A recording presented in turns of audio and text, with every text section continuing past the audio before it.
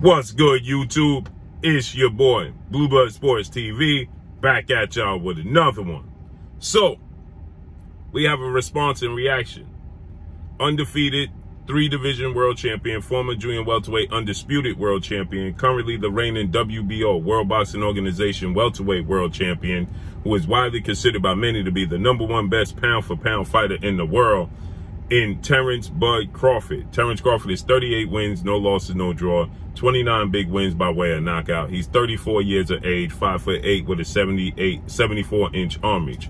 With that said, Terence Crawford and his team respond to witnessing two-time junior middleweight world champion, who is now currently the undisputed junior middleweight world champion, superstar boxer Jermell Charlo, who is now top 3 best pound-for-pound fighters in the world. Jermell Charlo, he took on and defeated former WBO junior middleweight world champion, Argentinian star boxer Brian Castono, who was going into the fight undefeated. And this was a highly anticipated undisputed rematch of their first fight that took place in July that ended in a draw, in which Jermell Charlo this time got a 10th round stoppage in a action-packed fight. It was nip and tuck. It was entertaining from round 1 to the 10th round where it ended, okay? It was back and forth. Some wins, some rounds Jermell Charlo wins, some rounds Brian Castono won. With that said, okay, we know that Terence Crawford, he has a rivalry with Jermell Charlo's close friend and stablemate in undefeated, unified 3-belt welterweight world champion, superstar boxer, who is widely considered by many to be top 2 best pound-for-pound fighters in the world, in Errol "The Truth" Spence Jr. Errol Spence Jr. is now 28 wins, no losses, no draw, 22 big wins by way of knockout. He is 32 years of age, 5'9.5" with a 72-inch arm reach. That's the biggest fight in the sport of boxing. Errol Spence versus Terence "Bud" Crawford, okay? But because Terence Crawford knows that Errol Spence has a close relationship with Jermell Charlo, and Jermell Charlo was asked about Terence Crawford versus Errol Spence Jr., and Jermell Charlo gave his honest assessment. And obviously, Jermell Charlo is going to be biased towards Errol Spence Jr. because that's his close friend and his stablemate. They're both trained by well-renowned trainer, will be 2-time trainer of the year, future Hall of Fame trainer in Derrick James, okay? So with that said, Jermell Charlo, he stated he feel like Errol Spence gonna win the fight, and he don't think Terence Crawford has what it takes to beat Errol Spence, but it's a big fight, okay? Terence Crawford obviously didn't take too highly of those comments, and Terence Crawford, he then stated that after he beats Errol Spence, he plans on going up to junior middleweight and beating Jermell Charlo, who is Errol Spence's cheerleader, okay? So they went back and forth, okay? And that has been, you know, gaining traction, this rivalry intenseness between Jermell Charlo and Terence Crawford. So with that said, Terence Crawford and his team, they watched the fight, okay, and they gave their assessment on the fight. They congratulated him, said he did well, he made adjustments in the fight, they was entertained, and it was a great fight, and he carried his power. His power is just too much for Brian Castono. He carried it into the second half of the fight. He stopped Brian Castono, dropping him twice and then getting a 10th round stoppage. And so they stated that, you know, it was a great fight. But on the flip side, they still going to come up, and all of those uppercuts and hooks and, you know, what he did with Brian Castono is not going to work on them. Now, Jermell Charlo is 6 feet tall with a 74-inch arm reach. He's now 35 wins, 1 loss, 1 draw, 19 wins by way of knockout. He's 31 and be 32 years of age next week. So with that said, or this week rather, with that said, you know, Terence Crawford is significantly shorter than Jermell Charlo. He's a smaller guy. He started his career at 130, won the world title 135. He competed at 132 in the amateurs, won titles at 135, 140, and 147, make him a 3-division champion. Jermell Charlo obviously is a much bigger guy than Terence Crawford. But Brian Castono, who's 5'7.5" with a 67-inch arm reach, is not the biggest guy, but he has a very aggressive style, very short. He mastered what he does, and he does it very well. And so they stated that the hooks and the uppercuts that he landed on Brian Castono is simply not going to work on them.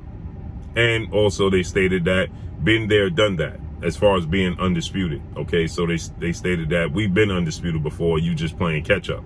Okay, but they congratulate him. Okay, now obviously Terence Crawford, he has to get past Errol Spence, which is the biggest fight in the sport of boxing. Okay, Terence Crawford recently put up a post in which he stated that being undisputed in 3 separate weight classes is going to make it nearly impossible for other fighters coming up behind him to catch up. Those are some massive shoes to fill, is what he stated. And I have to agree with Terence Crawford. If he's undisputed at junior welterweight, then he's undisputed at welterweight, beating Errol Spence. Then he goes up to junior middleweight and beats Jermell Charlo and becomes undisputed there. Well, that's enormous. Okay, that is huge. That's a huge feat. It's a huge accomplishment, and for sure, he will get high praise for that. And for sure, anybody coming up behind him attempting to, you know, surpass him is going to have some tough shoes, big shoes to fill, right? So with that said, Jermell Charlo is very physical, very big, very fundamentally sound. Showed his versatility in the fight with Brian Castono, showed that he could move around the ring, he could utilize the ring, he could control the distance, control the pace of the fight. They also stated that, you know, Brian Castono is a very, very good fighter. So they're giving Jermell Charlo lots of credit and lots of praise for his victory. You know, at the end of the day, you know, there's weight classes for a reason. It would be Terence Crawford daring to be great to go up to junior middleweight 154, challenge Jermell Charlo, and actually be victorious.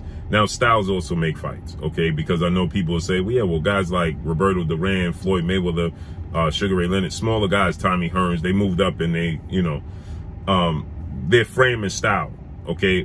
For instance, using Floyd Mayweather as an example. Floyd Mayweather is a hit and not get hit fighter, okay? He's not trying to trade with you. He's not trying to prove a point. He doesn't have, his pride is not too big to just get the victory and get out the ring. When you look at Terence Crawford, okay, he wants to be a dog, okay? He has a huge chip on his shoulder. His pride is enormous, and that gets him into fights that he don't need to be in, okay? Hence his fight with Igis Kavalauskas, okay? It was a dog fight for no reason. When he's pure, he's surely the better pure boxer, okay? He had the advantages, the arm reach, he's versatile, switched from orthodox to southpaw.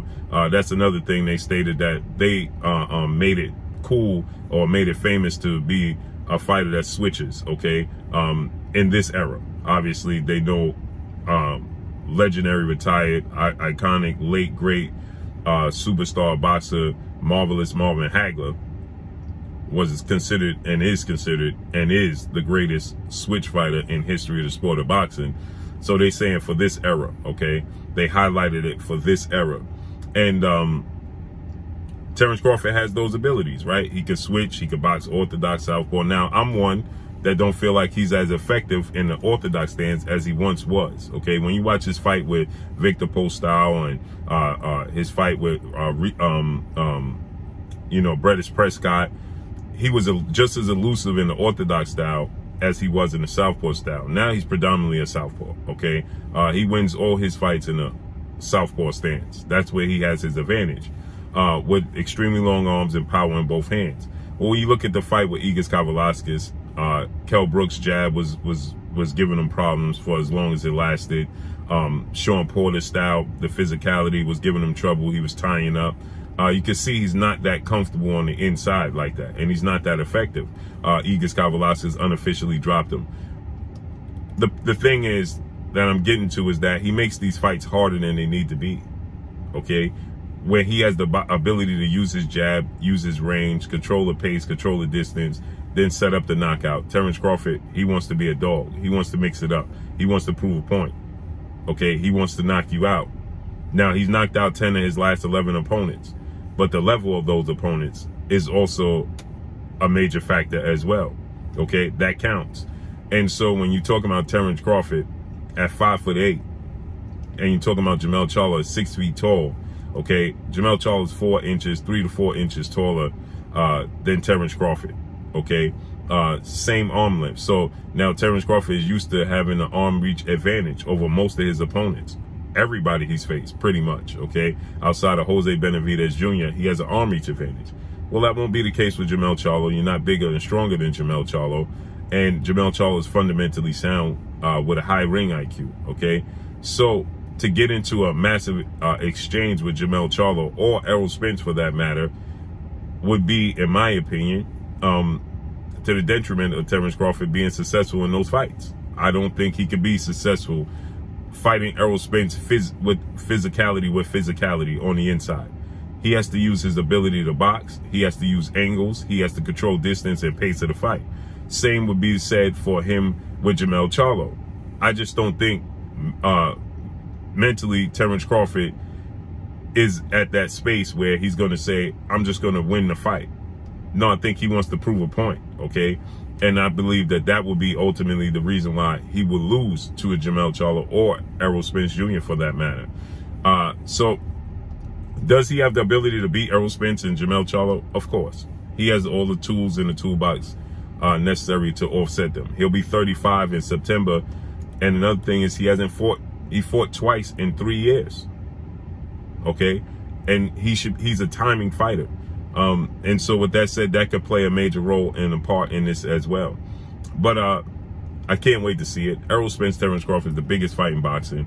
If he gets past Errol Spence, the fight between him and Jermell Charlo gets even bigger.